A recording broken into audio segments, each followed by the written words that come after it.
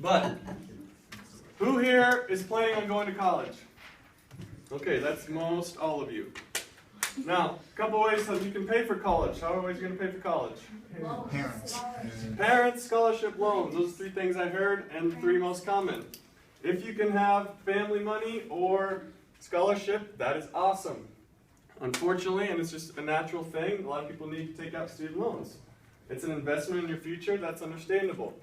I'm just trying to help you out with a little bit so that down the road, this isn't ruining your financial lives.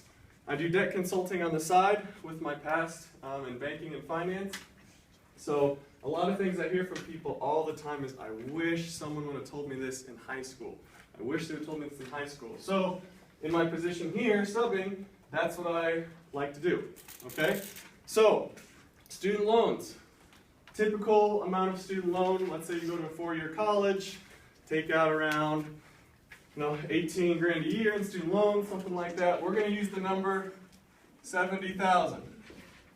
Let's say you walk away from your 4-year school with $70,000. Now, Brandon, What's up? if you borrowed $70,000 from me, the bank or the government, how much do you need to pay me back? It's a typical student loan rates like 6.7%. So how much do you have to pay me back? Well, give me a number, just a ballpark. Just a ballpark? I don't know, like. No calculator. It's fine. 74,000. All right. He thinks 74,000. Well, you got the 30-year loan at 6.7%, so you're actually really close. It actually is 163,000. Oh. I mean, so close. So close. But that's things a lot of people don't know. It's interest, compounding interest, 6.7% every year, which you borrowed from me. So if you make the minimum payment, you'll pay me back 163 grand total over the next 30 years. That's a mess. That is a mess. Or about $452 per month. So, I bet you guys would like it if I gave you $452 right now, right? Yes. What if I gave you $452 per month, every month, in your future? Back. You'd love it. So, pay attention right now. Moral number one of the story. Do everything possible to get this number as low as possible. That's like a really good reason maybe to study and work hard now and get scholarships. Get that number down to 30. Or work part-time during school and full-time in the summer and put that money towards loans at that time. Or, or maybe go to a community college for a couple of years, get your gen eds, transfer in, something like that. If you can get this number down to 30 or 40, maybe you make 6-7 grand a year during the summers, during work, you put it towards that. It's all exponential. So 70 turn into 163. If you got that number down to 30 or 40, it'd be more something like 70 grand that you would total pay back. All right? So, who here likes Chipotle? Yes, Kayla, right? Yeah. I love Chipotle. So, that's why I like to use it as an example. How would you feel if I gave you a free Chipotle right now? Well, I mean, you didn't have to pay for it right now. Sound good? Yeah. But I need you to actually pay me about 55 to 60 cents a day for the next 30 days for that Chipotle. Sound like a deal? I feel like it would cost more. It would cost a lot more. And it would probably really suck in about 5 or 6 days, right? When you're still paying for Chipotle that you had 7 days ago. Come day 29, day 30, you're just straight ticked off. That you're still paying 55 cents a day for this burrito that you had 30 years ago. You don't remember how it tasted. You're not full. You've eaten 4 of them since then, right? But if you pay 55 cents a day for 30 days for a $7 burrito, you end up paying me about $16.30. A $7 burrito, you pay $16.30 for over 30 days, 30 years in the student loan market. That's what this is like. So as much as you'd be angry about that, imagine paying $452 a month for something that you had 28, 29 years ago that maybe you don't even use and is no longer useful or relevant to your current line of work or anything like that. Like, that would probably really be upsetting, right? Yeah. Yeah. So that's the same thing on a much larger scale. Instead of 55 cents a day, it's $452 a month that you're paying. I talked with people that they just wish they could go on vacations and trips, but they can't because they're paying $452 a month. They can't buy their kids nice things or their grandkids nice things because that first part of their paycheck goes right to that. So it's pretty insane. So try to get this down as low as possible now and know what you're signing up for. There's a big difference between 6.7% and 4% or 12%. I mean, you can get that number. If it's 12%, this is going to be well into the 200s, if not maybe getting closer to 3. I'm not sure off the top of my head. Moral number 2. So moral number 1, get that down. Moral number 2 is extra payments. Extra payments. When you get out of college, $452 sounds like a lot of money right now. It is a lot of money. But when you guys get big boy, big girl jobs, it's not as much money as it seems like to you right now.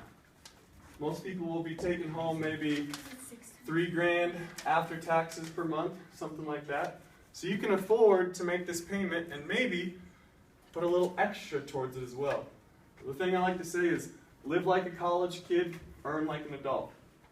If you live frugally, but you start earning big boy, big girl money, you can use all that extra money you're saving and putting it back towards this. 99 out of 100 financial people, I hope, would tell you that the first thing you should do with the money you're making is start paying off those student loans quickly and not going out and buying a brand new car or buying a whole new wardrobe or going out on the weekends and spending hundreds of dollars just because you have it. Put it towards this and that number will go down drastically. Let's just say that you cut out some eating out, you made a lot of money, you're not buying a new car and putting $300 towards a new car payment, and you put just $200 extra a month towards your payment. So now you're paying about $650 a month. What do you think this total number goes down to? From 163, what do you think the total number would be if you make extra payments? 150? Even better. That number goes down to 107,000.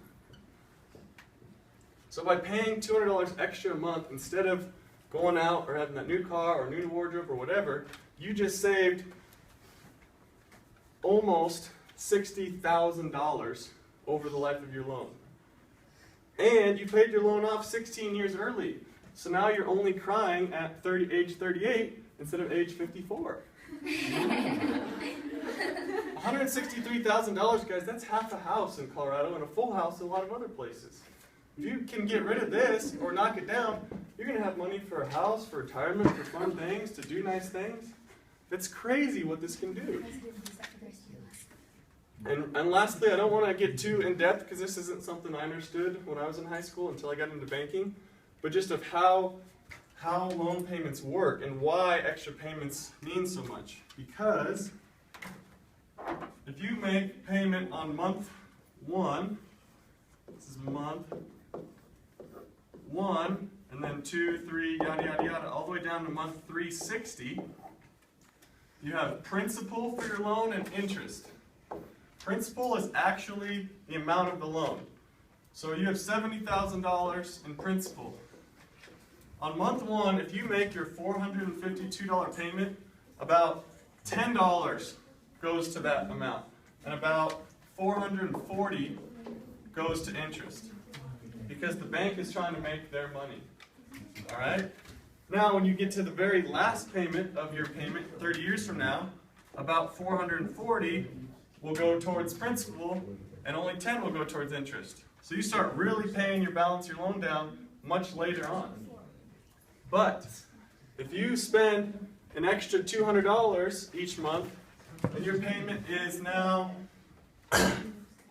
$650, every single dime of extra payment that you go goes right towards this number.